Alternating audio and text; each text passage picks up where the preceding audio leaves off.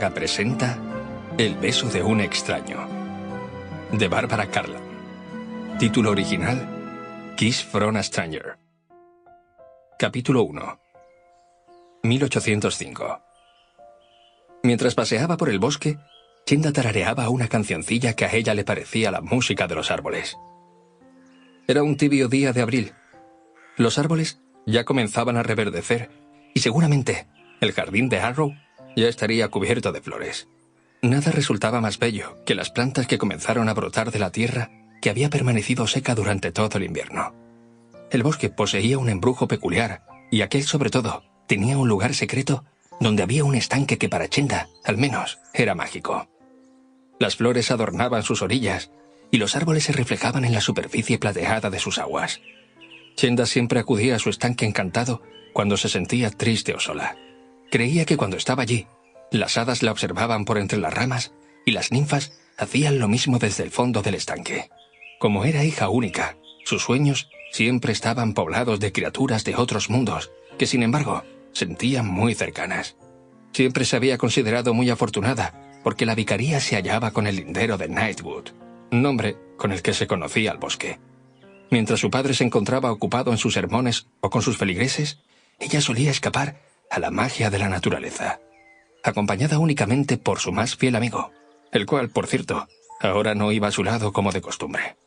Momentos antes, había olfateado un conejo entre la hierba que comenzaba a crecer y se había ido velozmente tras él, sin que la joven se diera cuenta de ello. Rufus, su perro spaniel, le pertenecía desde que era un cachorrillo listo y gracioso. Normalmente hubiera sido entrenado como perro de caza, pero el viejo conde estaba demasiado enfermo para dedicarse a ese deporte, y sus dos hijos combatían por entonces contra un monstruo llamado Napoleón Bonaparte.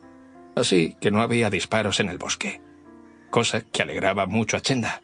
Odiaba que se diera muerte a cualquier ser vivo, sobre todo a las aves que le cantaban cuando pasaba bajo las ramas de los árboles. A menudo se sentaba junto al estanque para escuchar sus trinos en torno a ella. Chenda no podía recordar cuáles eran los malos tiempos cuando abundaban las cacerías en otoño, y según afirmaban los guardas, había demasiados cuervos, comadrejas y zorros en el bosque. La joven los amaba igual que a las pequeñas ardillas rojas, las cuales corrían al verla aparecer como si ella fuera a quitarle sus nueces. Hacía 6 meses que el conde de Harrow había muerto. Sus funerales fueron muy solemnes, pero pocos en la aldea lo echaron de menos, ya que no lo habían visto en mucho tiempo. Y tampoco se mostraban muy afectados al recibir la noticia de que su hijo mayor, George, había muerto varios meses antes en la India. Master George, como lo llamaban los servidores más antiguos del castillo, había vivido en el extranjero más de 8 años, y la gente joven ni siquiera se acordaba de cómo era. Esto significaba que su hermano menor heredaría el título. Pero Master Darwin se había enrolado en la marina desde muy joven. Se decía que formaba parte de la flota que desafiaba a Bonaparte. Sin embargo, nadie lo sabía con certeza. Últimamente, se había esparcido una serie de rumores acerca del capitán Darwin Bow.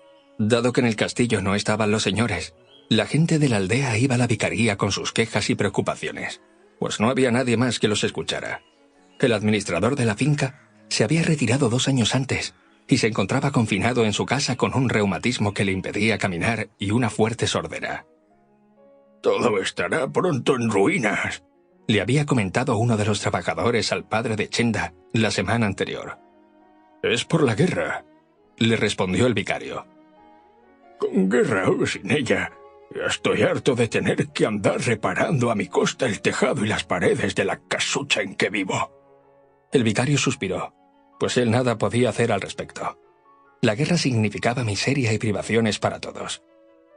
Chenda sabía que lo que más lamentaba a su padre era no poder cazar durante el invierno.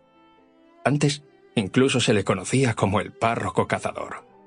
Ahora, los caballeros que solían contribuir a las cacerías de zorros se encontraban en la guerra o estaban demasiado empobrecidos. El vicario tenía solamente 2 caballos. Sample complete. Ready to continue?